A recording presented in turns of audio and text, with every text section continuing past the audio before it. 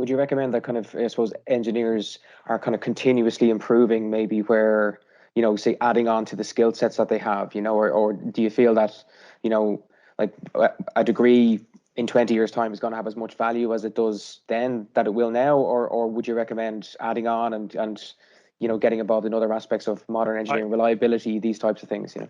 I'd always advise that, look, if you're not trying to learn and you're not trying to pick up a new skill, the world's going to pass you by in engineering. We can talk about the Internet of Things, we can talk about reliability, we can talk about automation. These are all the hottest topics. It's great for people to write code and to do it, to stick together a PC, but where does the PC come from? It's built in a factory. It's the engineer who's actually looking at the machinery that are making your microchips.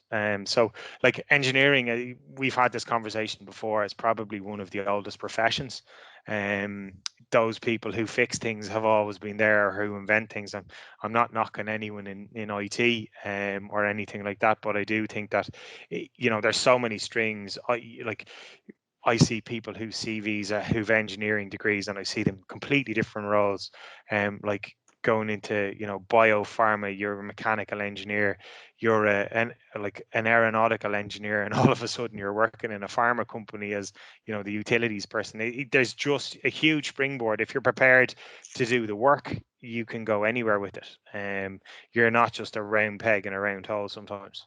Yeah, and what they always say as well, the wheel wasn't invented by someone in IT, so that's where engineering comes from, so yeah.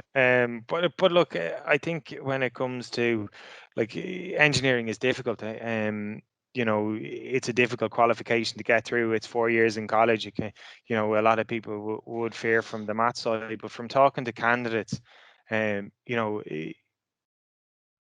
people who've done the degree and gone on, or even maintenance, or maintenance techs have gone on and worked their way through it. The platform is there to kind of to do whatever you like. Like we can talk about the construction industry, people who travel the world.